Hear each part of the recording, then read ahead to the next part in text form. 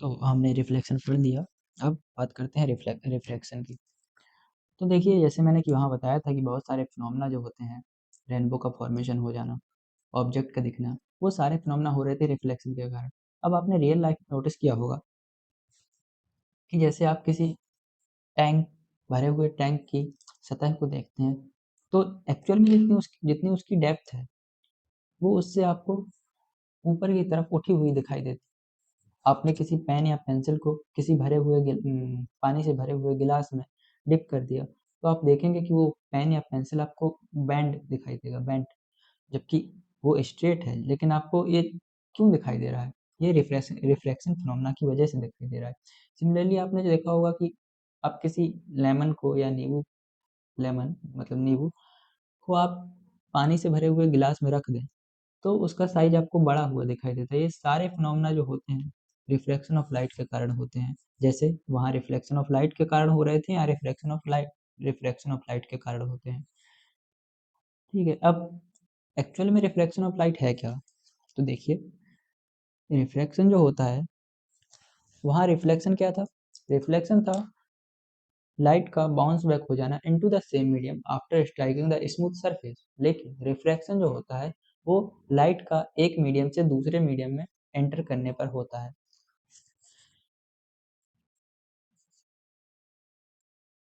अब एक्चुअल में इसका कारण क्या होता है?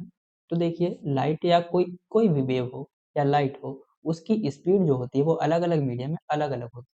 तो जब एक मीडियम से दूसरे मीडियम में लाइट एंटर करती है, तो स्पीड के चेंज होने के कारण रिफ्रैक्शन फिनोमेना ऑकर करता है। देखो, मैं डेफिनेशन से आपको समझाने की कोशिश करता हूँ कि reflection is the phenomena where a wave, चाहे वो लाइट हो, साउंड हो या वाटर वेव हो, change its direction as it passes obliquely from one medium into another medium. Obliquely यानी कि वो नॉर्मली फॉल ना करे, किसी एंगल पे फॉल करे। ओब्लिकली का मतलब at some angle.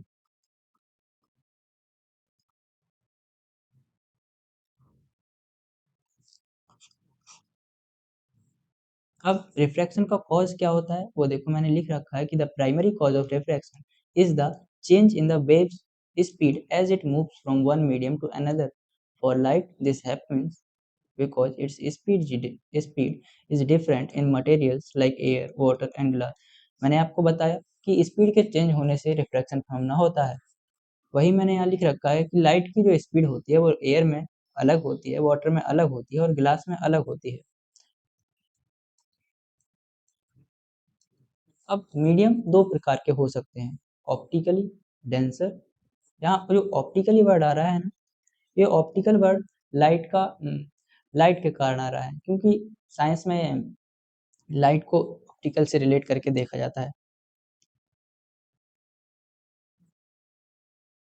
Optically denser और ऑप्टिकली रेयर मीडियम, अब ये सब होता क्या है? तो ऑप्टिकली डेंसर जो मीडियम होता है, उसमें लाइट की जो स्पीड होती है वो रिलेटिवली लो होती है as compare to optically rare medium के।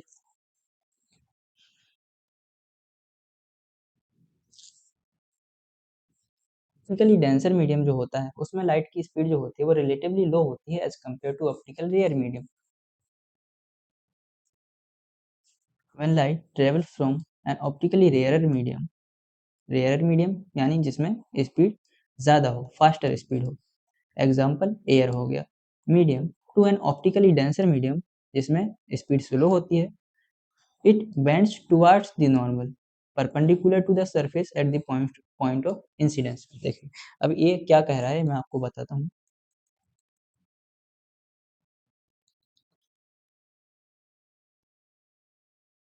ये देखिए, ये डायग्राम देखिए।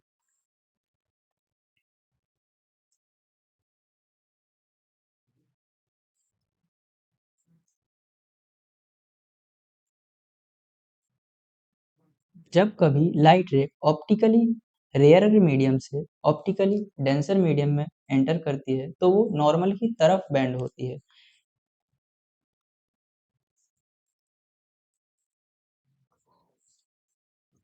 देखिए, ये मान लीजिए ये कोई मीडियम 1 है और ये कोई मीडियम 2 है। हम मानते हैं कि ये रेयरर मीडियम है और ये डेंसर मीडियम है।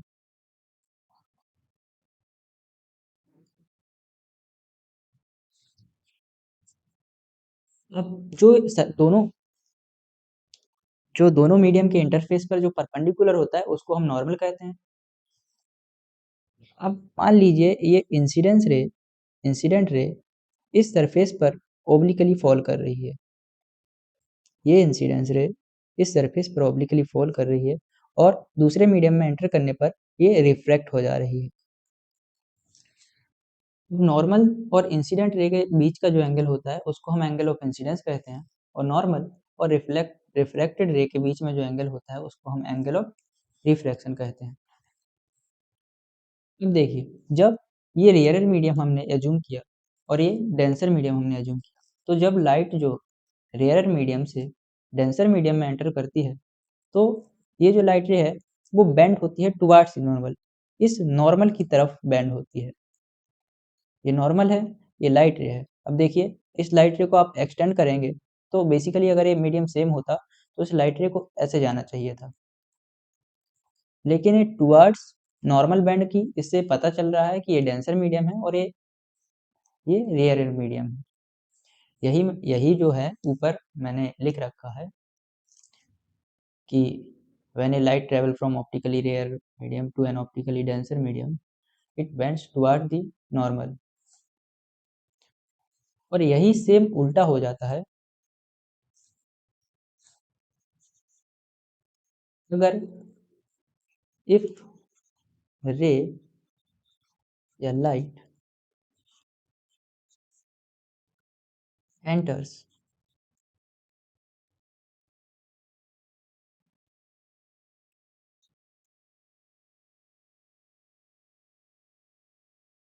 enters into optically rarer medium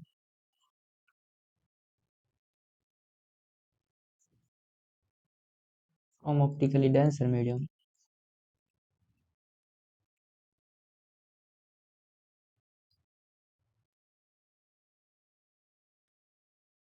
then it bends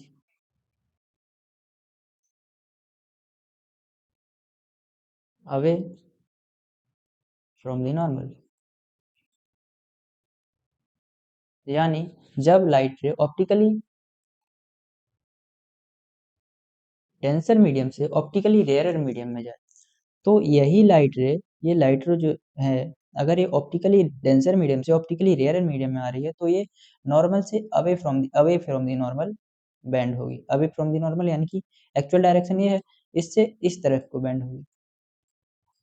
अभी मैं डायग्राम के माध्यम से मैं समझा भी दूंगा।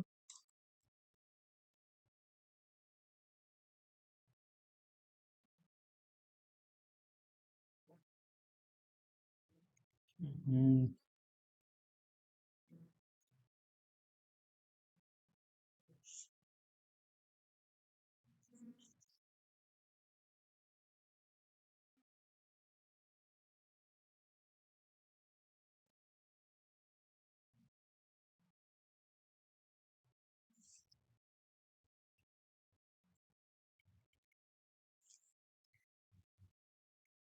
तो चलिए मैं आपको reflection through rectangular glass slab के हेल्प से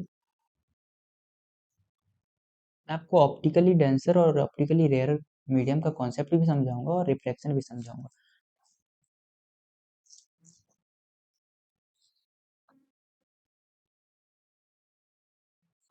देखिए, ये गिलास स्लैब है और ये एयर है, इस तरफ भी एयर है।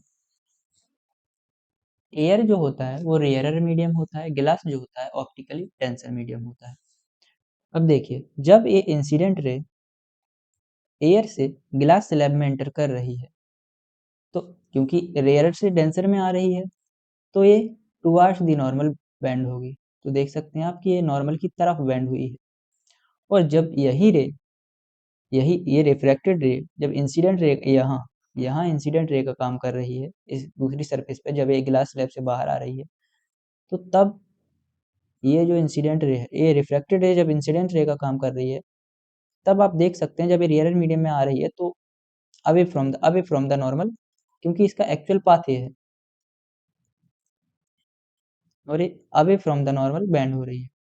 तो आप देख सकते हैं कैसे कि रेयर मीडियम से डेंसर मीडियम में आने पर टुवर्ड्स दी नॉर्मल बैंड होती है, और डेंसर मीडियम से रेयर मीडियम में आने पर away from the normal light रे बैंड होती है। तो यहाँ कुछ टर्म है वो मैं आपको समझा देता हूँ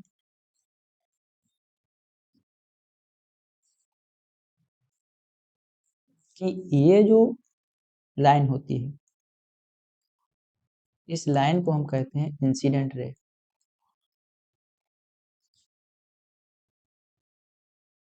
ये जो लाइन होती है, इस लाइन को हम कहते हैं रिफ्रैक्टेड रे।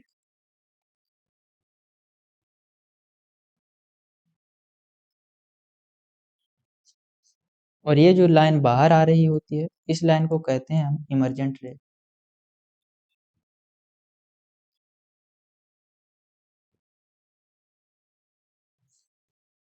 ये एंगल जो होता है, इसको हम इंसिडेंस एंगल कहते हैं, इंसिडेंट एंगल।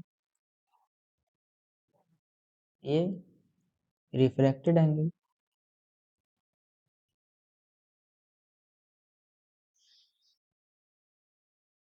ये इंसिडेंट एंगल।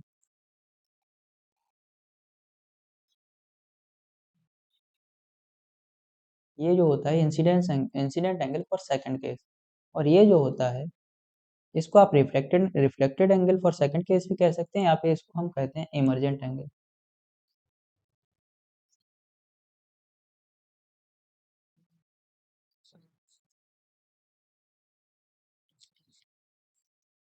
इंसिडेंट देखो, तो आपको याद क्या रखना है रेक्टेंगुलर ग्लास स्लैब के केस में, द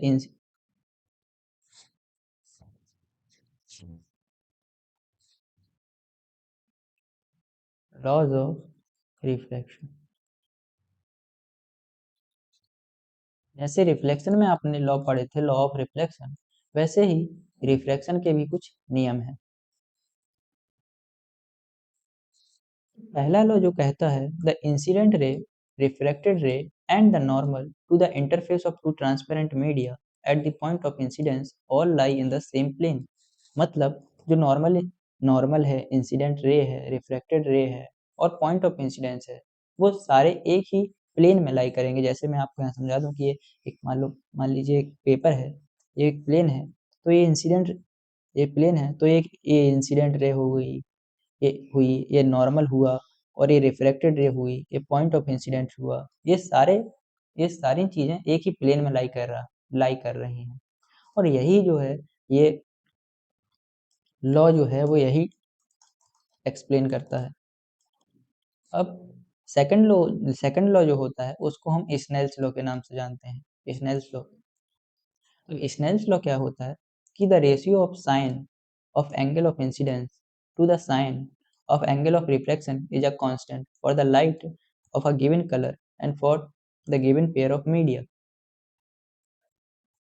देखिए सेकंड लॉ जो कहता है, वो कहता है साइन ऑफ इंसिडेंस एंगल का ratio with sine of refracted angle जो होता है वो कांस्टेंट होता है। इसी कांस्टेंट चीज को हम रिफ्रैक्टिव इंडेक्स कहते हैं,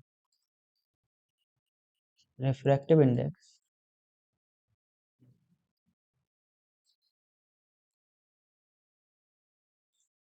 और ये जो कांस्टेंट वैल्यू होती है वो गिवन पर्टिकुलर कलर के लिए होती है, और गिवन पेयर ऑफ मीडिया, यानी कि दो जो मीडियम दे रखे होंगे, मीडियम 1 एंड मीडियम 2, वो पर्टिकुलर उन्हीं दो मीडियम के लिए होगी और उसी पर्टिकुलर कलर के लिए होगी। अगर आप कलर चेंज करेंगे तो समझ लीजिए कि उसका वेवलेंथ चेंज होगा, वेवलेंथ चेंज होगा तो स्पीड चेंज होगी, और स्पीड चेंज होगी तो उसका कांस्टेंट भी चेंज होगा, यानी कि जो मीडियम का रिफ्रैक्टिव इंडेक्स है वो भी अकॉर्डिंगली चेंज होगा, या फिर मीडियम के बदलने पर मीडियम का रिफ्रैक्टिव इंडेक्स चेंज होगा। यही मैंने इस लॉ आगे एक्सप्लेन किया है, वही लॉ है। If I is the angle of incidence, R is the angle of reflection, then sin r constant. This constant value is called the refractive index of the second medium with respect to first. हाँ, ये याद रखना कि respect किसके respect में वो medium कहलाएगा। देखिए,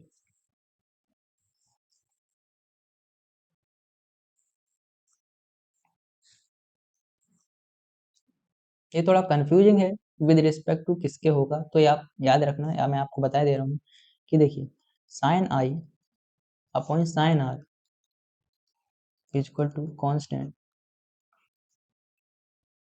ये रिफ्लेक्टिव इंडेक्स होता है सेकेंड मीडियम का with respect to first medium. अब ये कैसे आप याद रखेंगे, तो जिस मीडियम में लाइट रे एंटर कर रही हो और जिस मीडियम से आ रही हो, तो रिफ्रैक्टिव इंडेक्स जो होगा ना, वो जिस मीडियम में एंटर कर रही है उसका होगा विद रिस्पेक्ट टू जिस मीडियम से आ रही है उसका। ये बात याद रखना, ये एक लाइन याद रखना कि जिस मीडियम में वो एंटर कर रही है उस मीडियम का रिफ्रैक्टिव इंडेक्स होगा, जिस मीडियम से वो आ रही है उस मीडियम के रिफ्रैक्टिव इंडेक्स के रिस्पेक्ट में।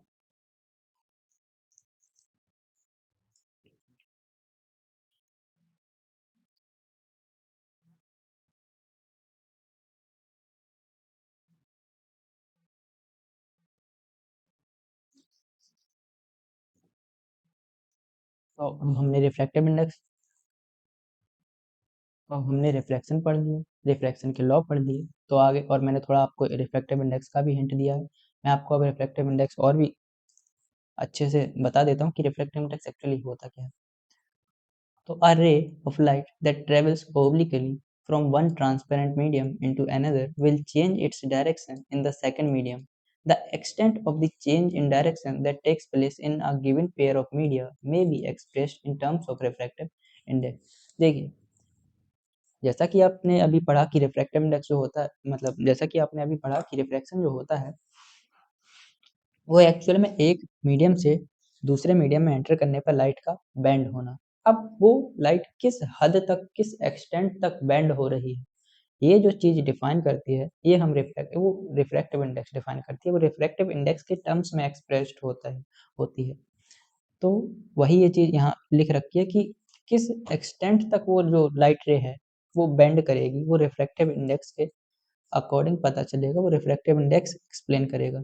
तो the refractive index can be linked to an important physical quantity, the relative speed of the propagation of light in different media. अब आपने एक फॉर्मूला ऊपर देखा कि रिफ्रैक्टिव इंडेक्स को हम साइन आई स्नेल्स लॉ से भी निकाल सकते हैं, ये स्नेल्स लॉ से भी हम रिफ्रैक्टिव इंडेक्स को फाइंड आउट कर सकते हैं। और एक दूसरा मेथड भी होता है, ये भी एक फॉर्मूला है, क्योंकि बेसिकली आप रिफ्रैक्टिव इंडेक्स तो विद रिस्पेक्ट टू वन, मतलब एक मीडियम का with respect to another medium देख रहे हैं, तो वहाँ एंगल के टर्म्स में था, और आपको पता है कि वेव्स की स्पीड की वजह से जो है रिफ्लेक्शन होता है, तो यहाँ स्पीड के टर्म्स में भी आपका रिफ्रैक्टिव इंडेक्स निकालने को आता है। तो n21 is equal to refractive index n21। इस n21 का मतलब क्या है मैं आपको बता देता हूँ। n21 इसका मतलब कि रिफ्रैक्टिव इंडेक्स ऑफ मीडियम 2, ये मीडियम 2 का विद रिस्पेक्ट टू मीडियम 1। ये नोटेशन का एक तरीका है जो आपको याद रखना होगा कि जिस मीडियम का हम रिफ्रैक्टिव इंडेक्स निकाल रहे हैं वो पहले आएगा, और जिस के रिस्पेक्ट में निकाल रहे हैं वो बाद में आएगा। तो ये refractive index of medium 2 with respect to 1 is equal to speed of light in medium 1 में लाइट की speed upon speed of light in medium 2, light की स्पीड मीडियम 2 में। तो देखिए वही फॉर्मूला है कि v1 मीडियम 1 में स्पीड अपॉन v2। मतलब यही अगर रिवर्स ऑर्डर हो जाए, n12 हो जाए, तो वही बन जाएगा refractive index of medium 1 with respect to medium 2। और ये क्वांटिटी जो है ऊपर वो रेसिप्रोकल हो जाएगी, simply speed in medium 2 upon speed in medium 1। याद रखने के लिए मैं आपको ट्रिक बता देता हूँ, ये आप यही ट्रिक कुछ नहीं है, वो यहाँ से आप समझ सकते हैं। देखिए कि जो चीज़ जिस मीडियम का नंबर बाद में आ रहा हो उसका स्पीड आप ऊपर रख देना, जिस मीडियम का नंबर पहले आ रहा हो उसका स्पीड आप नीचे रख देना। तो सिंपली आप इससे लर्न कर सकते हैं इस तरीके से। अब एक टर्म और आती है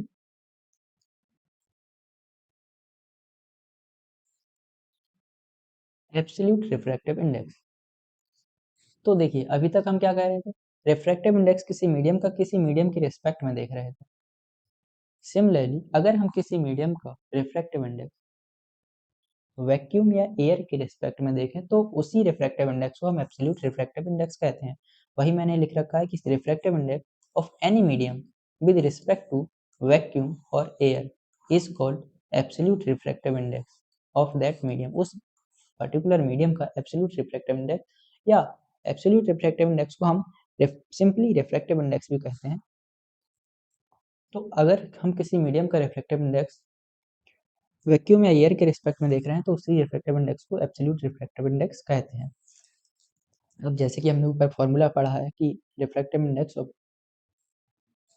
medium with respect to another medium is equal to speed of light in that medium upon speed of light in second medium. तो सिमिलरली अब हम एयर के रिस्पेक्ट में रिफ्रैक्टिव इंडेक्स देख रहे हैं किसी मीडियम का, तो speed of light in air upon speed of light in medium. देखिए मैंने कहा था कि जो पहले आए जिसका रिफ्रैक्टिव इंडेक्स देख रहे हैं उसकी स्पीड नीचे रखिएगा। तो वही उसी ट्रिक से मैंने भी याद कर रखा है, अपने समय पर मैंने भी ऐसे ही किया था तो मैं आपको बता दिया। तो देखिए मीडियम का स्पीड नीचे रखा और जिसके रिस्पेक्ट में निकाल रहे हैं उसका स्पीड मैंने ऊपर रखा। तो एयर में लाइट का स्पीड सी होता है, सी की वैल्यू क्या होती है 3 × 10⁻⁸ मीटर पर सेकेंड। तो इस तरीके से हम किसी भी मीडियम का वैक्यूम या एयर के रिस्पेक्ट में रिफ्रैक्टिव इंडेक्स निकालते हैं। अब ऑप्टिकली रेयरर और ऑप्टिकली डेंसर मीडियम क्या होता है, मैंने आपको ऊपर भी बताया है optically rare medium and optically denser medium. वो किसके रिस्पेक्ट में बताया, वो मैंने स्पीड ऑफ लाइट के रिस्पेक्ट में बताया। अब आप रिफ्रैक्टिव इंडेक्स के हिसाब से अगर देखेंगे तो जिस मीडियम का रिफ्रैक्टिव इंडेक्स लोअर होगा यानी कम होगा, देखिए यहाँ आप ऑप्टिकली डेंसर या ऑप्टिकली रेयरर मीडियम दो मीडियम को कंपेयर करके ही बता सकते हैं, उनके रिस्पेक्ट में ही बता सकते हैं। अगर आप दो मीडियम लिया, आपने दो मीडिया को कंपेयर किया और एक मीडियम का रिफ्रैक्टिव इंडेक्स कम है और एक मीडियम का रिफ्रैक्टिव इंडेक्स ज़्यादा है, तो एक मीडियम जिसका रिफ्रैक्टिव इंडेक्स कम है वो मीडियम ऑप्टिकली रेयरर कहलाएगा और जिसका रिफ्रैक्टिव इंडेक्स ज़्यादा है वो मीडियम ऑप्टिकली डेंसर कहलाएगा। देखिए अब वही चीज़ जो मैंने आपको ऊपर बता दी वही सेम चीज़ मैंने फिर से लिख रखी है कि the absolute refractive index of a medium is simply called refractive index.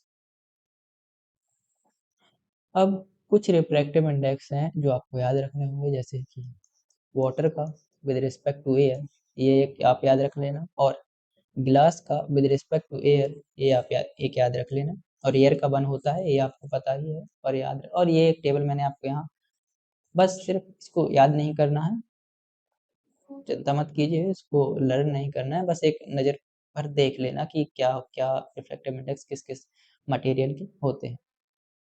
तो हमने अभी तक रिफ्लेक्शन देख लिया है, रिफ्लेक्शन थ्रू ग्लास स्लैब। अब रिफ्लेक्शन बाई स्फेरिकल लेंसेज देखते हैं। तो पहले किसी चीज़ को पढ़ने से पहले हम देख लेते हैं कि उसका यूज़ क्या है। देखिए आपने कभी मैग्नीफाइंग ग्लास यूज़ किया होगा, तब आपको लेटर्स को बड़ा करके देखने की ज़रूरत पड़ती है। आपने देखा होगा कि कभी-कभी जो लेटर्स होते हैं, जो किसी बुक के या किसी पर्टिकुलर आर्टिकल के, वो छोटे-छोटे लेटर्स होते हैं, उनको देखने के लिए आपने कभी मैग्नीफाइंग ग्लास का यूज़ किया होगा और आपको वो लेटर्स बड़े दिखने लगे होंगे। तो बड़े लेटर दिख रहे हैं, इसके पीछे रिफ्रैक्शन फिनोमेना जो होता है वो वर्क करता है। तो आइए हम समझते हैं कि कैसे वो वर्क करता है। तो देखिए रिफ्रैक्शन बाई स्फेरिकल लेंसेज। तो पहले मैं बता दूं कि लेंस क्या होता है। एक कोई भी ट्रांसपेरेंट मीडियम हो, कोई भी, उस ट्रांसपेरेंट मीडियम को जब आप दो स्फेरिकल सरफेस से बाउंड कर देते हैं, बांध देते हैं, तो वो आपका जो बाउंडेड ट्रांसपेरेंट मीडियम होता है वो लेंस का काम करता है। देखिए a transparent material bound by two surface of which one or both surface are spherical forms a lens. This means that a lens is bound by at least one spherical surface. In such lenses, the other surface would be plane. देखिए वही ऊपर जो मैंने बताया कि किसी transparent medium को दो बाउंडेड सरफेस, दो स्फेरिकल सरफेस से बाउंड कर दिया जाए और लेंस बनाने के लिए एटलीस्ट एक सरफेस तो स्फेरिकल होनी ही चाहिए। जैसे ये एक स्फेरिकल सरफेस है और ये भी एक स्फेरिकल सरफेस। इसके बीच में ये कोई मीडियम बना है, इसके बीच में कोई ये मीडियम है और इस मीडियम को हमने ये दो स्फेरिकल सरफेस से बाउंड कर दिया, तो ये भी एक लेंस है। अब इसी तरह अगर एक तरफ स्फेरिकल सरफेस हो और एक तरफ प्लेन सरफेस और ये मीडियम है, तो ये भी एक तरीके का लेंस है। अब लेंस दो प्रकार के होते हैं, लेंस के टू टाइप होते हैं, convex lens and concave lens. अब देखिए कॉन्वेक्स लेंस क्या होता है। A lens may have two spherical surface bulging outward, यानी कि अगर लेंस में दो स्फेरिकल सरफेस हैं और वो दोनों स्फेरिकल सरफेस बल्जिंग आउटवर्ड यानी कि बाहर की तरफ उभरी हुई हैं बीच में, सच a lens is called double convex lens. It is simply called a convex lens. ऐसे लेंस को हम डबल कॉन्वेक्स लेंस भी कहते हैं या सिंपली हम कॉन्वेक्स लेंस भी कहते हैं। अब कॉन्वेक्स लेंस बेसिकली देखिए थिकर एट द मिडिल, यानी कि बीच में आप किसी भी लेंस को अगर टच करके देखेंगे और बीच में अगर वो मोटा दिखाई दे या बल्जिंग आउटवर्ड स्फेरिकल सरफेस दिखाई दे और जो एज है एजेस पर पतला दिखाई दे, यानी कि it is thicker at the middle as compare to the edge. आप नीचे देख सकते हैं जैसे कि मैंने ये बनाया, देखिए बीच में ये जो है बल्जिंग आउटवर्ड स्फेरिकल सरफेस है और जो एज है, ये जो एज है ये देखिए आप पतली हैं। तो ऐसे लेंस जिसमें दोनों सरफेस स्फेरिकल हो उनको हम डबल सॉरी ऐसे कॉन्वेक्स लेंस जिसमें दोनों सरफेस स्फेरिकल हो उनको हम डबल कॉन्वेक्स लेंस या सिंपली कॉन्वेक्स लेंस कहते हैं।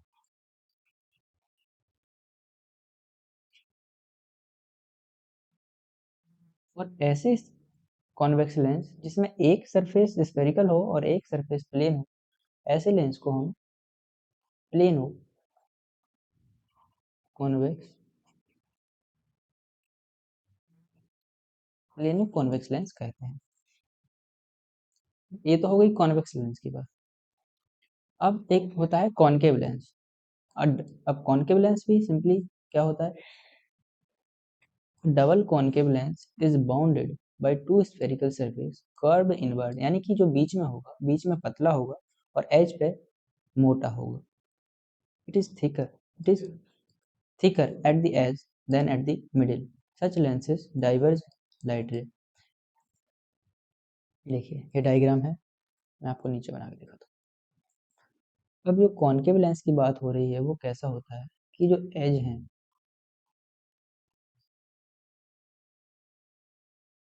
ऐसे होता है, देखिए ये मीडियम है, ये एक स्फेरिकल सरफेस है, ये दूसरी स्फेरिकल सरफेस। अब जो एज है ये एज इस पर तो मोटा सा होगा, थिक होगा, बट एट द मिडिल ये थिन होगा, पतला होगा ऐसे। अब इसको क्या कहेंगे, क्योंकि इसकी दोनों सरफेस स्फेरिकल हैं तो ये डबल कॉनकेव लेंस या सिंपली कॉनकेव लेंस। सिमिलरली अगर एक सरफेस स्फेरिकल होती है और एक सरफेस प्लेन होती है ऐसी इस तरह से, तब इसको कहते हैं प्लेनो कॉनकेव लेंस। देखिए इसका इनका नेचर क्या होता है, नेचर आप यहाँ देखिए, ये क्या है, ये एक कॉन्वेक्स लेंस है और आप देख सकते हैं कि ये पैरेलल रेज जो आ रही हैं उनको एक जगह कंसंट्रेट कर रहा है। आफ्टर रिफ्लेक्शन ये सारी रेज एक जगह कंसंट्रेट हो रही हैं, इसलिए कॉन्वेक्स लेंस को हम कन्वर्जिंग लेंस भी कहते हैं। इसीलिए मैंने यहाँ लिख रखा है कॉन्वेक्स लेंस कन्वर्ज लाइट है, और इसीलिए हम कॉन्वेक्स लेंस को कन्वर्जिंग लेंस भी कहते हैं। और ये देखिए, ये कॉनकेव लेंस है। कॉनकेव लेंस में आप देख रहे हैं कि जो पैरेलल रेज आ रही है, हाँ,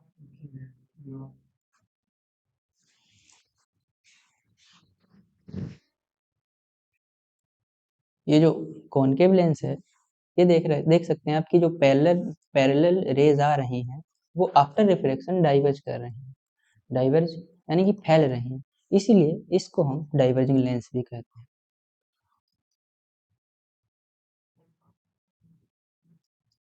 अब ये तो आपने कन्वर्जिंग लेंस या डाइवर्जिंग लेंस देख लिए, कॉन्वेक्स लेंस और कॉनकेव लेंस की प्रॉपर्टी देख ली। अब जैसे हमने मिरर में पढ़ा था pole, principal axis, centre of curvature, वो सारी चीज़ें यहाँ भी आपको याद रखनी होंगी, यहाँ भी पढ़नी होंगी। अब जैसे वहाँ एक ही स्फेरिकल सरफेस थी, इसलिए हमको एक सेंटर ऑफ कर्वेचर मिलता था। यहाँ दो स्फेरिकल सरफेस होती हैं, इसीलिए हमको दो सेंटर ऑफ कर्वेचर मिलते हैं।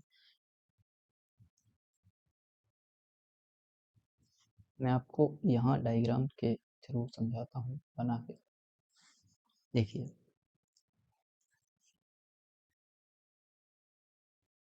लेट्स सपोज कि ये कॉन्वेक्स लेंस है और ये इसका मिड पॉइंट है। अब ये एक स्फेरिकल सरफेस है। अब ये स्फेरिकल सरफेस किसी स्फेयर का पार्ट होगी। मान लीजिए ये स्फेयर है और ये एक स्फेरिकल सरफेस है, वो भी किसी स्फेयर का पार्ट होगी। मान लीजिए ऐसा कोई स्फेयर है। अब इस स्फेयर का जो सेंटर होगा वो सेंटर ऑफ कर्वेचर C1 कहलाएगा, और इस स्फेयर का जो सेंटर होगा वो सेंटर ऑफ कर्वेचर C2। अब ये C1 जो सेंटर ऑफ कर्वेचर है वो इस स्फेरिकल सरफेस के लिए, और C2 जो सेंटर ऑफ कर्वेचर है वो इस स्फेरिकल सरफेस के लिए होगा। इसीलिए यहाँ दो सेंटर ऑफ कर्वेचर मिलते हैं, क्योंकि यहाँ दो स्फेरिकल सरफेस होती हैं। अब जो straight line in centre of curvature से होकर जाती है, इन सेंटर ऑफ कर्वेचर से पास जो स्ट्रेट लाइन होती है, उस स्ट्रेट लाइन को हम प्रिंसिपल एक्सिस कहते हैं। The straight line which passes through C1 and C2 is called principal axis, and midpoint of this lens, midpoint A, this midpoint is called optical center. Optical center. अब जैसे वहां हमने radius of curvature देखा था mirror में, वही same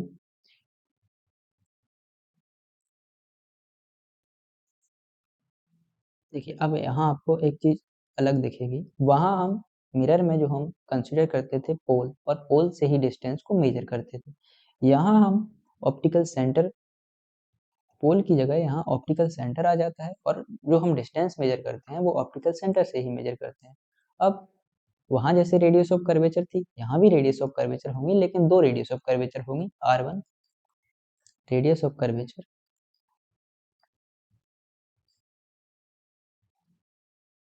और radius of curvature क्या होगी? Distance between optical distance between optical centre and centre of curvature.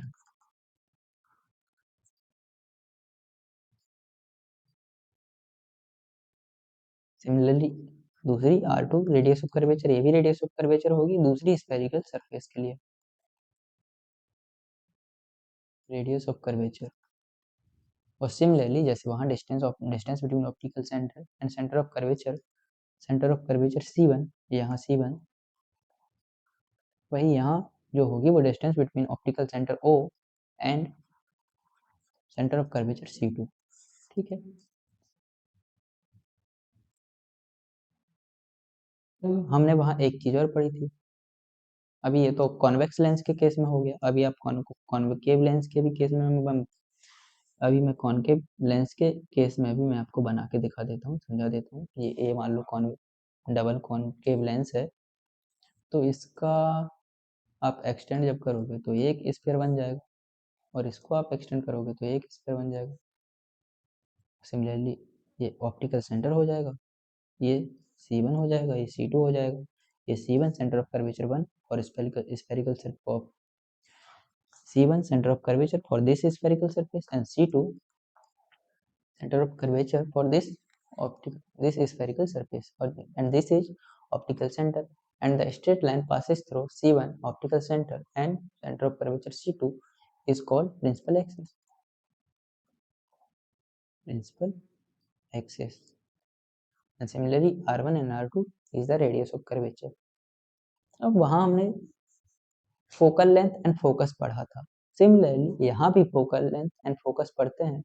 अब ये वो फोकल लेंथ एंड फोकस कैसे नहीं आता है वो मैं बताता हूँ कि ये sorry let's suppose this is a double convex lens या convex lens and this is optical centre, this is principal axis. ये फोकस क्या है? वहां फोकस क्या था कि आफ्टर रिफ्लेक्शन पैरेलल रेज जो आ रही थी वो आफ्टर रिफ्लेक्शन फोकस पे मिल रही थी। सिमिलरली अब जो पैरेलल सॉरी प्रिंसिपल एक्सिस के जो पैरेलल रेज आएंगे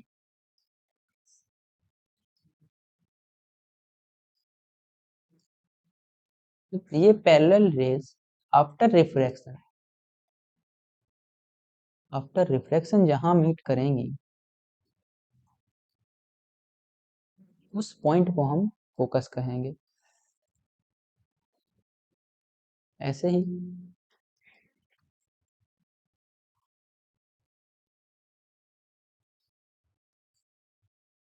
फोकस की डेफिनेशन भी यही है कि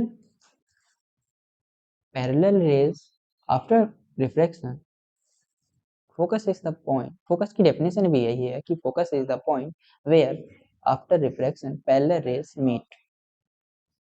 ये ऑप्टिकल सेंटर हो गया।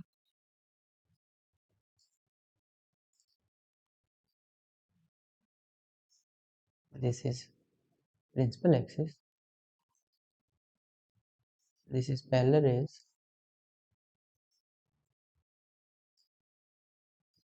यहाँ क्या होंगे? डाइवर्ज होंगे। आफ्टर रिफ्लेक्शन ये रेज डाइवर्ज हो जाएंगी। अब ये डाइवर्ज हो रही हैं तो ये आगे तो कहीं मीट नहीं करेंगी, लेकिन जब इन रेज को अब पीछे की तरफ एक्सटेंड करेंगे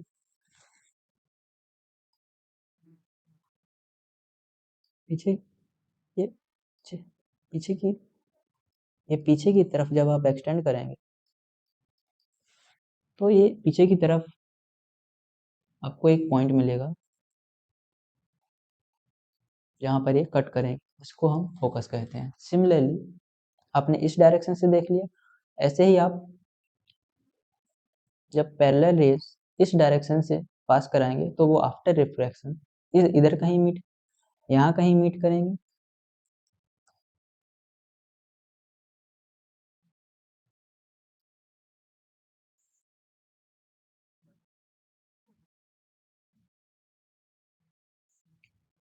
अगर इस डायरेक्शन से आप पैरेलल रेज फॉल करेंगे तो आफ्टर रिफ्रैक्शन यहाँ कहीं मीट करेंगे तो हमको एक और फोकस मिलेगा। और इस कॉनकेव लेंस में भी अगर आप इस डायरेक्शन से रेज को फॉल करेंगे तो इस डायरेक्शन में रेज डाइवर्ज होंगी और यहाँ कहीं आप फोकस मिलेगा। तो अब दो सेंटर ऑफ कर्वेचर मिले, इसीलिए आपको दो फोकस भी मिलते हैं। तो two focus will be there, F1 and F2। भी दो फोकस हैं तो दो रेडियस ऑफ दो स्फेरिकल सरफेस हैं तो दो सेंटर ऑफ कर्वेचर हैं। 2 सेंटर ऑफ कर्वेचर है, 2 फोकस हैं एंड 2 रेडियस ऑफ कर्वेचर हैं। अभी वहाँ मैंने स्फेरिकल मिरर में आपको एक रिलेशन बताया था, radius equal to 2 times focal length. वो रिलेशन यहाँ भी वैलिड होता है क्योंकि वो स्फेरिकल सरफेस के लिए बताया था और फोकल लेंथ हमेशा, और फोकस जो होता है वो स्फेरिकल सरफेस के लिए ही डिफाइन होता है, जहाँ आर तो रेडियस ऑफ कर्वेचर है एंड एफ फोकल लेंथ है। अब फोकल लेंथ क्या होती है? देखिए फोकल लेंथ मैं आपको बताता हूँ। अच्छा यहाँ लिख देता हूँ, सॉरी यहाँ नहीं लिखता।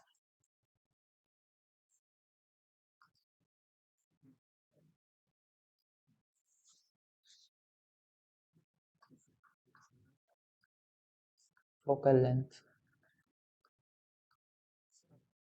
वहाँ फोकल लेंथ क्या थी? पोल और फोकस के बीच की डिस्टेंस। यहाँ distance between optical centre and focus is called focal length. Distance between optical centre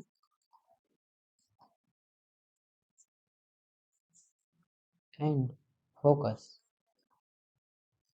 is called focal length. focal length।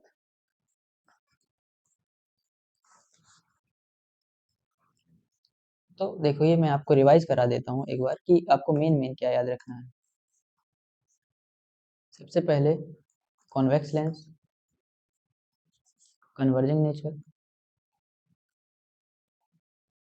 Converging nature, concave lens, diverging nature.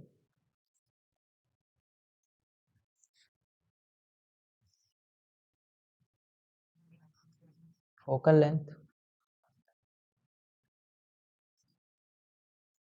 f1 and f2।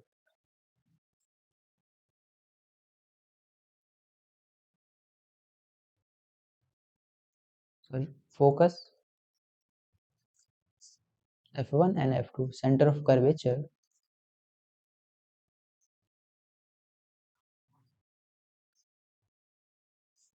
c1 and c2, and radius of curvature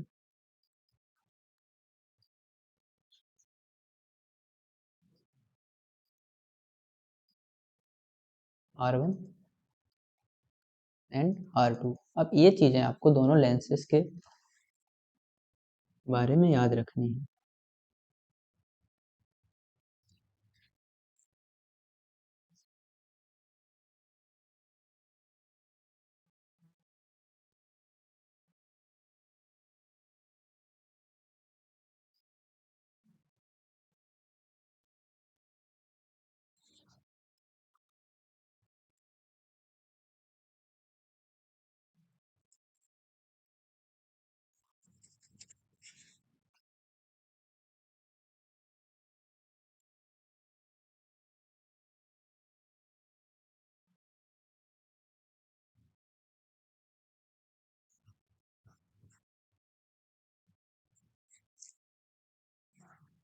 देखिए आपने reflection देख लिया lenses के through, अब image formation by lens देखते हैं। अब image formation के लिए जैसे हमने वहाँ रूल पढ़े थे, कुछ कुछ रूल लेंसेज के केसेस में भी आपको पढ़ने पड़ेंगे। सम बेसिक रूल ये हैं कि जब कोई जैसे वहाँ एक पैरेलल रेज जब रिफ्लेक्ट हो रही थी तो वो फोकस से पास हो रही थी। सिमिलरली यहाँ भी कॉन्वेक्स लेंस के केस में जब कोई एक कॉन्वेक्स लेंस के केस में जब कोई पैरेलल रेज आएगी तो आफ्टर रिफ्रैक्शन वो फोकस से होकर जाएगी। अगर आप इस डायरेक्शन से भी अगर पैरेलल रेज डालेंगे तो वो इस दूसरे फोकस आफ्टर रिफ्रैक्शन वो इस दूसरे फोकस से होकर जाएगी। और ऐसे ही कॉनकेव लेंस में अगर कोई पैरेलल रेज आ रही है तो डाइवर्ज करने पर वो इस डायरेक्शन में जाएगी, और जब उस डाइवर्जेंट रे को आप पीछे की तरफ एक्सटेंड करेंगे तो आपको देखेगा कि वो फोकस से पास कर रही है। या आपको अगर इस डायरेक्शन, आप अगर यहाँ से देखेंगे, अगर आप इस डायरेक्शन से उसको देखेंगे तो आपको लगेगा कि वो फोकस से आ रही है डाइवर्ज होकर। सिमिलरली अगर आप इस डायरेक्शन से पैरेलल रेज फॉल करेंगे और वो पैरेलल रेज आफ्टर डाइवर्जेंस इसी जाएगी, आफ्टर रिफ्लेक्शन इस डायरेक्शन में जाएगी, और जब उस डाइवर्जेंट रे को आप एक्सटेंड करोगे तो वो इस फोकस पे मिलेगी। तो पहला बेसिक रूल क्या है कि a ray of light from the object parallel to the principal axis after reflection from a convex lens passes through the principal focus on the other side of the lens. In case of concave lens, a ray appears to diverge from the principal focus located on the same side of lens. इसीलिए convex lens के cases में आपको जिस direction से raise आ रही है उसके दूसरे, जिस तरफ से रे आ रही है उसकी दूसरी तरफ आपको फोकस मिलेगा, और कॉन्केव लेंस के केस में उसी साइड फोकस मिलेगा जिस तरफ से रे आ रही है, क्योंकि डाइवर्ज होके वो, क्योंकि हम डाइवर्ज रे को जब हम पीछे की तरफ एक्सटेंड करेंगे तो वो सेम साइड में फोकस मिलता है। देखिए दूसरा नियम क्या कहता है, दूसरा लॉ कहता है a ray of light A ray of light passing through a principal focus after refraction from a convex lens will emerge parallel to the principal axis. A ray of light appearing to meet at the principal focus of concave lens after reflection will emerge parallel to the principal axis. यानी कि convex lens के cases में अगर कोई अगर कोई incident ray focus से पास हो रही है तो आफ्टर रिफ्लेक्शन वो प्रिंसिपल एक्सिस के पैरेलल हो जाएगी, और कॉन्केव लेंस के केस में अगर आपको कोई इंसिडेंट रे फोकस की तरफ आते हुए दिखाई दे रही है तो आफ्टर रिफ्लेक्शन वो पैरेलल हो जाएगी। वही यहाँ देखिए ये डायग्राम में भी सेम चीज़ डिस्क्राइब की हुई है कि ये एक इंसिडेंट रे है, फोकस से पास हो रही है, और कॉन्वेक्स लेंस के केस कॉन्वेक्स लेंस से रिफ्लेक्ट होकर प्रिंसिपल एक्सिस के पैरेलल हो जा रही है। सिमिलरली कॉन्केव लेंस के केसेस में एक कोई इंसिडेंट रे है जो आपको फोकस की तरफ आती हुई दिखाई दे रही है, आफ्टर रिफ्लेक्शन वो प्रिंसिपल एक्सिस के पैरेलल हो जाती है। और थर्ड थर्ड लॉ जो है वो ये है कि a ray of light passing through the optical center of a lens will emerge without any deviation. यानी कि अगर कोई लाइन ऑप्टिकल सेंटर से पास हो रही है तो उसमें कोई भी रिफ्लेक्शन के बाद भी कोई डेविएशन नहीं आएगा, सेम डायरेक्शन में स्ट्रेटली सेम डायरेक्शन में सीधी पास हो जाएगी। देखिए ये इंसिडेंट रे है, ये ऑप्टिकल सेंटर से पास हुई, इसमें कोई डेविएशन नहीं आया, ये सीधी चली गई, चाहे वो कॉन्वेक्स लेंस हो चाहे कॉन्केव लेंस हो, दोनों केसेस में यही होता है। ये सिंपल से अगर आप रूल याद रखेंगे तो आपको रे डायग्राम बनाने में कोई दिक्कत नहीं आएगी, और बेसिकली एग्जाम के पॉइंट ऑफ व्यू से रे डायग्राम ही पूछा जाता है इमेज फॉर्मेशन का, जो कि बहुत इंपॉर्टेंट है। आपसे पूछा जाएगा कि ड्रॉ द रे diagram of image formation by the lenses. अब मैंने आपको लॉ बता दिए, रूल बता दिए, अब मैं आपको बताता हूँ इमेज फॉर्मेशन इन लेंसेज यूजिंग रे diagram and the nature of image, distance of image from optical centre etcetera चीज़ें मैं आपको अब एक्सप्लेन करता हूँ।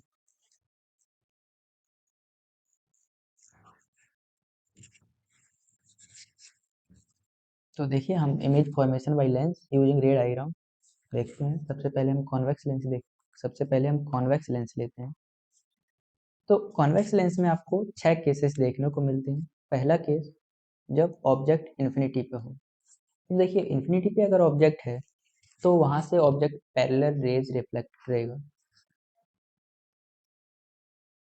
तो देखिए अगर ऑब्जेक्ट मान लीजिए यहाँ कहीं ऑब्जेक्ट है इन्फिनिटी पे, तो वहाँ से पैरेलल पैरेलल रेज आ रही हैं।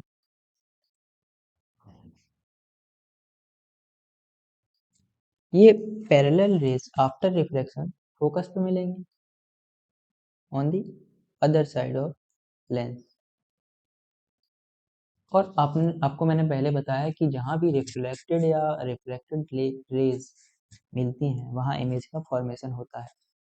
तो जैसे फोकस पे मिली, यहाँ इमेज का फॉर्मेशन हो जाएगा। अब देखिए मैंने आपको बताया कि दो फोकस होते हैं, दो सेंटर ऑफ कर्वेचर होते हैं और दो रेडियस ऑफ कर्वेचर होते हैं। तो इस साइड के फोकस को हमने F1 से डिनोट किया, इस साइड के फोकस को हमने F2 से डिनोट किया, इस साइड के फोकस को हमने F2 से डिनोट किया। वैसे ही C1 सेंटर ऑफ कर्वेचर को डिनोट किया और C2 सेंटर ऑफ कर्वेचर को डिनोट किया। अब मैंने आपको एक रिलेशन बताया है कि radius of curvature equal to 2f और रेडियस ऑफ कर्वेचर क्या, ऑप्टिकल डिस्टेंस से सेंटर ऑफ कर्वेचर की डिस्टेंस, वही तो रेडियस होती है। तो और वो इक्वल है 2f की, इसीलिए C1 की जगह हमने 2f C1 इसीलिए C1 की जगह हमने 2f1 भी डिनोट किया है और C2 की जगह हमने 2f2 डिनोट किया है। ये तो बात हो गई नोटेशन की, और मैंने इमेज फॉर्मेशन भी आपको समझाया कि पैरेलल रेज आ रही है और आफ्टर रिफ्रैक्शन वो फोकस से पास करेंगी और फोकस पे इमेज देंगी। ये केस 1 हो गया। केस 2 आप देखोगे, केस 2 आप जब देखोगे कि जो हमारा ऑब्जेक्ट है ये जो हमारा ऑब्जेक्ट है ये बियॉन्ड 2f या बियॉन्ड C1, ये देखिए बियॉन्ड 2f या सेंटर ऑफ कर्वेचर के पीछे रखा हो, तो हम इस ऑब्जेक्ट से एक पैरेलल रेज निकालते हैं और एक रे हम फॉल करते हैं जो ऑप्टिकल सेंटर से होकर जा रही है। अब जो पैरेलल रेज होगी वो आफ्टर रिफ्रैक्शन फोकस से होकर जाएगी और जो ऑप्टिकल सेंटर से जा रही होगी वो डायरेक्ट सीधी जाएगी। तो और ये दोनों रे यहाँ कहीं मीट करेंगे between centre of curvature and focus on the other side of the lens और यहाँ इमेज का फॉर्मेशन करेंगे। और आप देख सकते हैं कि ये इमेज जो है वो ऑब्जेक्ट के रिस्पेक्ट में उल्टी बनी है, यानी कि इन्वर्टेड बनी है। और इन दोनों केसेस में, इस केस में और इस केस में, जो रिफ्लेक्टेड रे हैं वो एक्चुअल में कट कर रही हैं, इसीलिए ऐसी इमेजेस को हम रियल कहते हैं। तो वही आपको याद रखना है कि केस 1 जब ऑब्जेक्ट इन्फिनिटी पर हो तो उसकी पोजीशन जो आती है वो फोकस पे आती है, और आप देख सकते हैं कि इन्फिनिटी वाले केस में जो इमेज है वो पॉइंट साइज बन रही है, इसीलिए इमेज जो इस केस में बनती है वो हाईली डिमिनिश्ड बनती है और रियल एंड इन्वर्टेड बनती है। रियल इसलिए क्योंकि एक्चुअल में रे कट करती हैं। वहीं केस 2 जहां ऑब्जेक्ट बियॉन्ड 2f या सेंटर ऑफ कर्वेचर के पीछे रखा हो, तो उसकी पोजीशन जो होती है वो फोकस और 2f on the other side of lens उसके बीच में होती है और डिमिनिश्ड होती है और रियल एंड इन्वर्टेड होती है। और ये आप डायग्राम के हेल्प से समझ भी गए होंगे।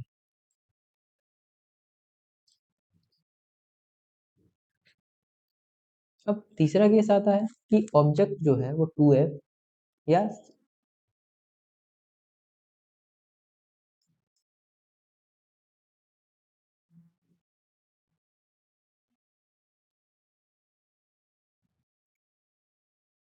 तीसरा केस आता है कि ऑब्जेक्ट या तो 2f पर या सेंटर ऑफ कर्वेचर पर रखा हो। सेंटर ऑफ कर्वेचर यानी कि ये देखिए, ये तीसरा केस है जहां ऑब्जेक्ट जो है वो 2f पर या सेंटर ऑफ कर्वेचर पर रखा है।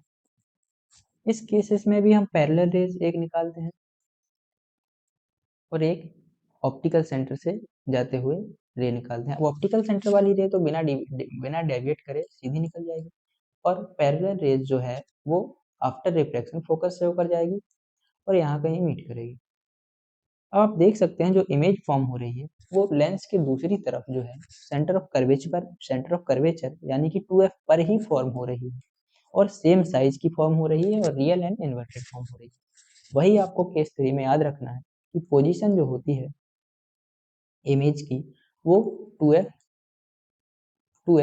यानी सेंटर ऑफ कर्वेचर पर ही होती है on the other side of lens, on the other side of lens same size की इमेज मिलती है और रियल एंड इन्वर्टेड मिलती है। अब केस 4 आता है कि सेंटर ऑफ कर्वेचर और फोकस के बीच में अगर ऑब्जेक्ट रखा हो, तो देखिए ये है वो केस 4 जब आपका ऑब्जेक्ट जो है वो सेंटर ऑफ कर्वेचर और फोकस के बीच में प्लेस्ड है। अब सिमिलरली हम यहाँ भी ऑप्टिकल एक रे हम ऑप्टिकल सेंटर से निकालते हैं और एक पैरेलल रेज निकालते हैं।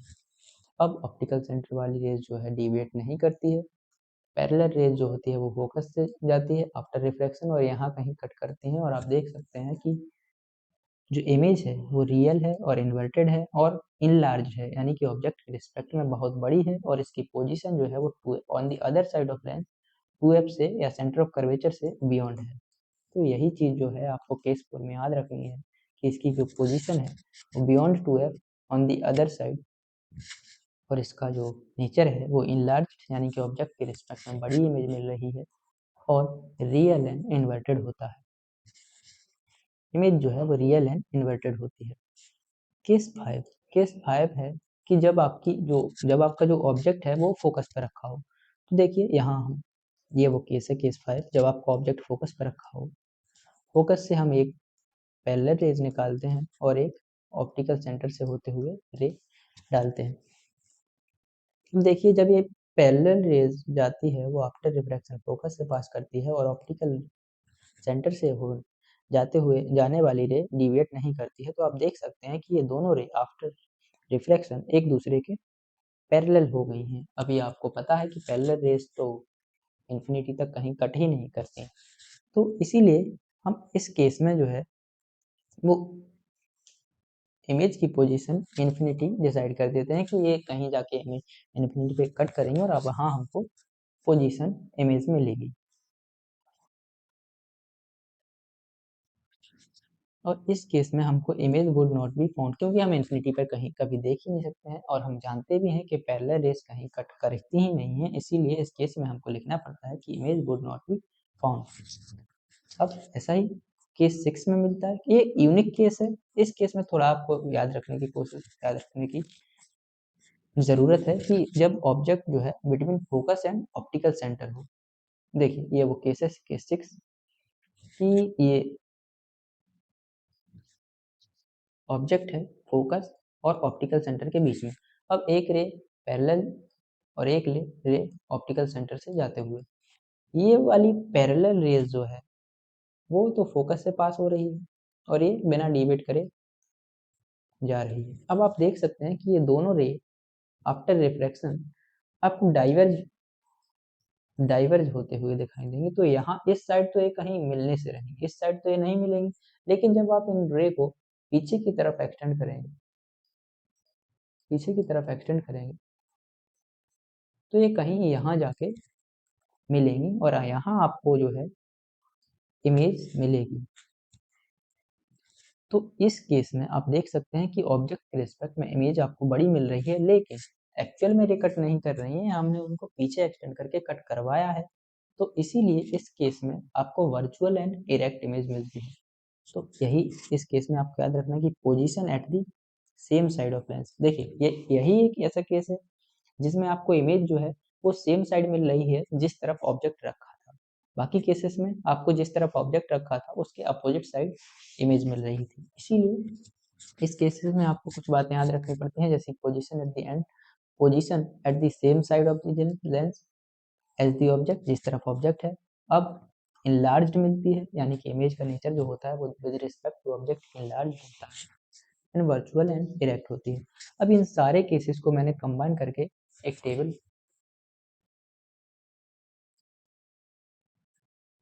में रख दिया है जिससे आपको याद करने में आसानी रहे। देखिए वही सेम चीज़ मैंने वहीं इस टेबल में लिखी है कि एट इन्फिनिटी पे अगर कोई ऑब्जेक्ट है तो वो फोकस पे उसकी पोजीशन मिलेगी, हाईली डिमिनिश्ड होगी, रियल एंड इन्वर्टेड होगी। बियॉन्ड 2f है तो बिटवीन f एंड 2f मिलेगी, डिमिनिश्ड होगी, रियल एंड इन्वर्टेड होगी। एट 2f है तो एट 2f ही मिलेगी, सेम साइज होगी, रियल एंड इन्वर्टेड होगी। बिटवीन f1 एंड f2 है, बियॉन्ड 2f इमेज मिलेगी, इनलार्ज मिलेगी, रियल एंड इन्वर्टेड मिलेगी। एट फोकस है तो एट इन्फिनाइट मिलेगी, image would not be form.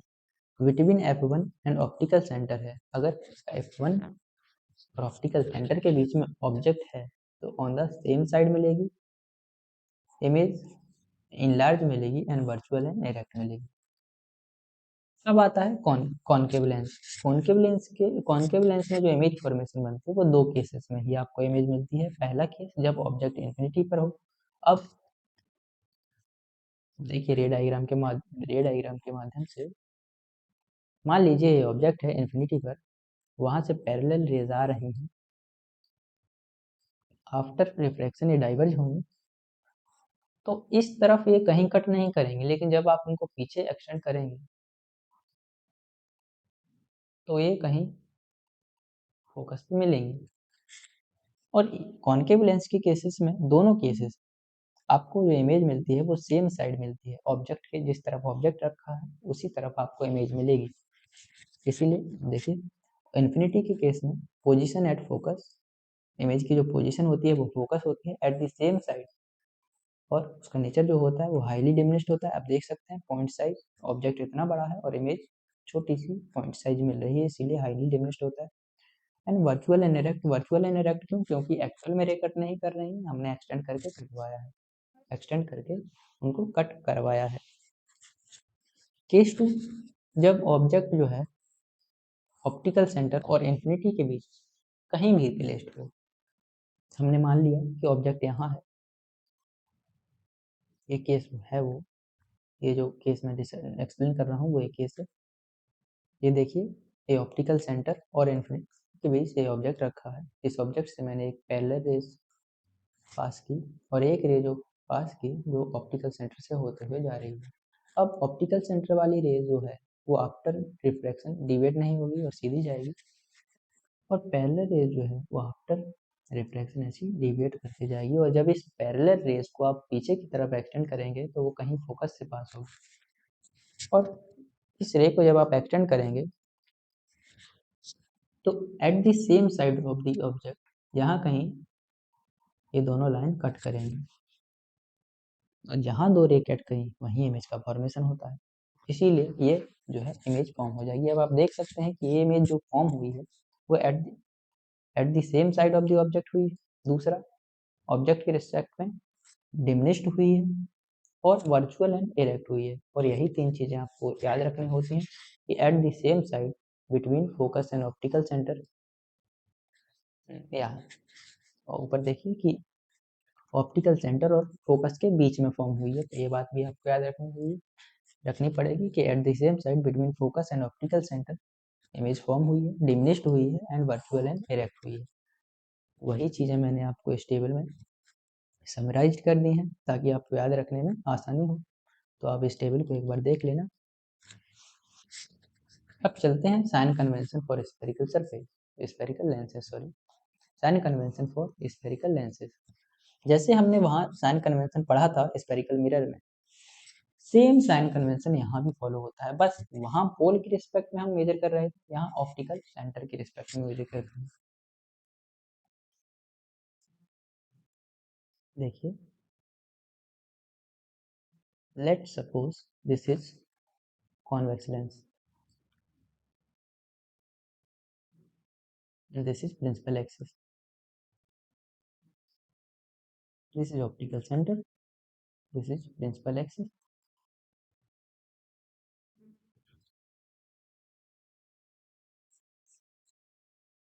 this is f1, this is 2f1, this is f2 and this is 2f2.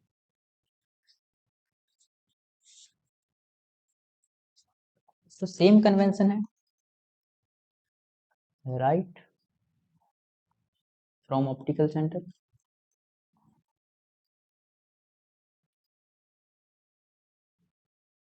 Optical centre के right में जाने पर आप पॉजिटिव पॉजिटिव मेजर करेंगे, left from optical centre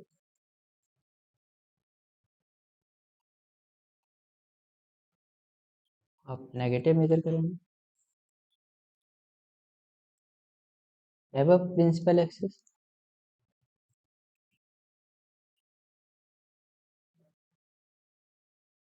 positive, below principal axis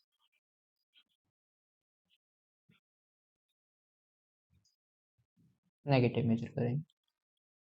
और ये सारे measurement जो हैं ऑप्टिकल सेंटर से ही मेजर करेंगे, ऑप्टिकल सेंटर के रिस्पेक्ट में ही मेजर करेंगे। बस यही साइन कन्वेंशन है जो आपको लेंस फार्मूला और मैग्निफिकेशन फार्मूला में काम आएगा आगे चल के। देखिए, इसी कन्वेंशन के हिसाब से कॉन्वेक्स लेंस की जो फोकल लेंथ होती है वो आपको पॉजिटिव लेना पड़ता है। क्यों? क्योंकि देखिए, ये कॉन्वेक्स लेंस है, कॉन्वेक्स लेंस, ये पैरेलल रेज आई और आफ्टर रिफ्लेक्शन फोकस से पास की। तो आपको कॉन्वेक्स लेंस के केस में फोकस आपको राइट साइड मिल रहा है और आप ऑप्टिकल सेंटर से फोकस की डिस्टेंस मेजर करने के लिए आपको राइट जाना पड़ेगा। इसीलिए कॉन्वेक्स लेंस के केसेस में जो फोकल लेंथ आती है वो आप पॉजिटिव मान के चलते हैं। वहीं अगर आप कॉनकेव लेंस देखें,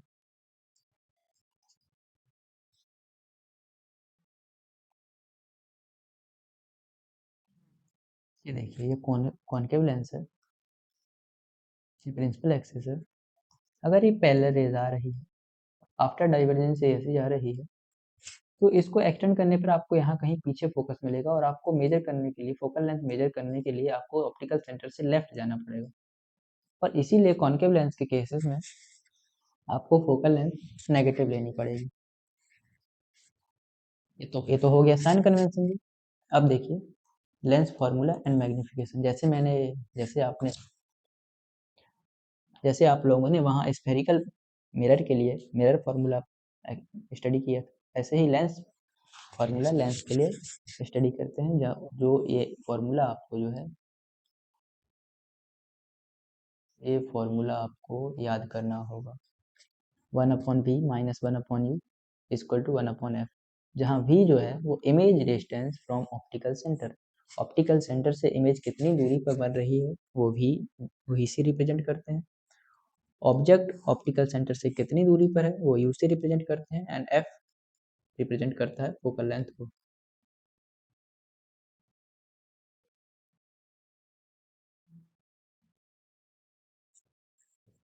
देखिए मैग्निफिकेशन क्या है? द मैग्निफिकेशन, बेसिकली मैग्निफिकेशन वहाँ क्या था कि इमेज ऑब्जेक्ट के रिस्पेक्ट में कितनी बड़ी मिल रही है। सिमिलरली मैग्निफिकेशन यही यहाँ भी एक्सप्लेन करता है कि the magnification produced by lens, the magnification produced by a lens similar to that for spherical mirror is defined as the ratio of height of the image and the height of the object. Magnification is represented by letter m। वही कह रहा है जैसे spherical mirror में हम image को देखते थे ऑब्जेक्ट के रिस्पेक्ट में कि क्या बदलाव आ रहा है, कितनी इनलार्ज मिल रही है, कितनी डिमिनिश मिल रही है, वही मैग्निफिकेशन होता था उसका। Height of the image height of the image का ratio with respect to height of the object जो होता है वो मैग्निफिकेशन होता है, जिसको m से डिनोट करते हैं। अगर h डैश जो है, अगर h dash height of image है and h height of object है, तो h डैश अपॉन h जो है वो मैग्निफिकेशन देगा। अब नोट कि ऑल डिस्टेंस, जितनी भी डिस्टेंस आप मेजर करें वो ऑप्टिकल सेंटर के रिस्पेक्ट में मेजर होंगी। ये मैंने आपको पहले भी बताया है। एक मैग्निफिकेशन का फॉर्मूला एक दूसरा भी आता है, magnification equal to V by U. जैसे स्फेरिकल मिरर के केस में magnification minus V by U मिलता था। मिरर मिरर के सिमिलरली यहाँ भी मैग्निफिकेशन वी बाई यू मिलता है लेंस के केस में। तो ये मैग्निफिकेशन का एक और फॉर्मूला आपको मिल जाता है। और अब इस चैप्टर का एक लास्ट टॉपिक आपको मिलता है, पावर ऑफ लेंस। देखिए पावर ऑफ लेंस क्या है? तो कन्वर्जिंग लेंस यानी कि कॉन्वेक्स लेंस पैरेलल रेज या उसी भी रेज को कन्वर्ज करता है, एक जगह कंसंट्रेट करता है। और कॉनकेव लेंस जो होता है वो रेज को डाइवर्ज करता है। तो वो किस एक्सटेंट तक कन्वर्ज या डाइवर्ज कर पा रहे हैं, किस डिग्री तक कर पा रहे हैं, उस डिग्री को हम जो है पावर से डिनोट करते हैं। तो द डिग्री ऑफ कन्वर्जेंस और डाइवर्जेंस ऑफ लाइट रे achieved by a lens is expressed in terms of its power. The power of a lens is defined as the reciprocal of its focal length. It is represented by letter P. Power की जो SI unit होती है वो होती है dioptre. It is denoted by letter D. One diopter, one diopter is the power of a lens whose focal length is 1 meter. One diopter is equal to one dioptre जो होता है मतलब एक लेंस है, अगर उसकी फोकल लेंथ 1 मीटर है तो वो जो पावर देगा वो वन डायोप्टर होगा. तो वन डायोप्टर को हम ऐसे डिफाइन करते हैं कि one dioptre is the power of lens whose focal length is 1 metre. Power of convex lens, अब देखिए power of convex lens is positive and concave lens is negative. ये क्यों स्टेटमेंट आई, ये मैंने आपको पहले बताया कि पावर ऑफ मतलब कॉन्वेक्स लेंस की जो फोकल लेंथ होती है वो पॉजिटिव होती है. क्यों होती है मैंने ऊपर एक्सप्लेन किया है. और कॉन्केव लेंस की जो फोकल लेंथ होती है वो नेगेटिव होती है, ये भी मैंने ऊपर एक्सप्लेन किया है. और इसी वजह से जब आप पावर लिखोगे कॉन्वेक्स लेंस के केसेस में तो इस फोकल लेंथ को पॉजिटिव लिखोगे, इसीलिए पॉजिटिव आती है. और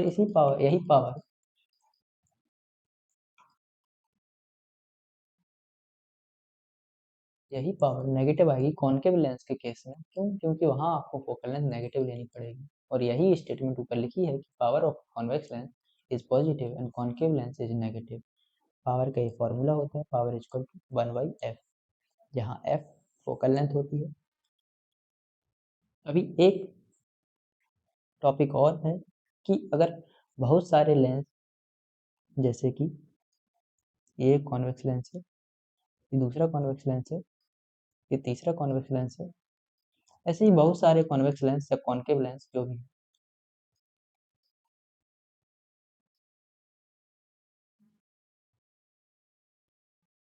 जैसे एक से अटैच करके ये बहुत सारे कॉन्वेक्स लेंस या कॉन्केव लेंस आपस में अटैच करके रख दिए और इनकी पावर अगर P1 है, इनकी power P1 P2 P3 and dash dash dash Pn है, तो इस पूरे कॉम्बिनेशन, ये जो कॉम्बिनेशन बनेगा, इस पूरे कॉम्बिनेशन की जो टोटल पावर होती है वो हो जाएगी algebraic sum of all the power of lenses P1 P2 P3 plus dash dash. और इसी कॉन्सेप्ट, ये जो कॉन्सेप्ट है power total equal to P1 plus P2 plus P3 plus dash dash Pn, ये जो कॉन्सेप्ट है, यही कॉन्सेप्ट जो है वो डॉक्टर्स यूज करते हैं जब वो आई टेस्ट करते हैं कि कितने पावर का आपको लेंस, कितने पावर के लेंस की आपको ज़रूरत है. इसी कॉन्सेप्ट का यूज होता है वहाँ, क्योंकि वहाँ डॉक्टर जो होता है वो लेंस का कॉम्बिनेशन डाल के देखता रहता है कि कितने डायोप्टर कितने पावर की आपको ज़रूरत है. और बाद में जितने भी लेंस उसने डाले होते हैं उन सारे लेंसेज की पावर का टोटल वो एल्जेब्रिक सम करके देख लेता है कि कितने डायोप्टर के लेंस आपके ग्लासेस में चाहिए. तो यहाँ आपका ये चैप्टर कंप्लीट होता है. मैंने लेंस के ऊपर बस क्वेश्चन नहीं कराए हैं, वो आप देख लेना अपनी एनसीईआरटी से. बाकी मैंने आपको यहाँ इस चैप्टर में पूरा कवर कर दिया है. आपके एग्ज़ाम में इससे बाहर कुछ नहीं जाएगा. Thank you.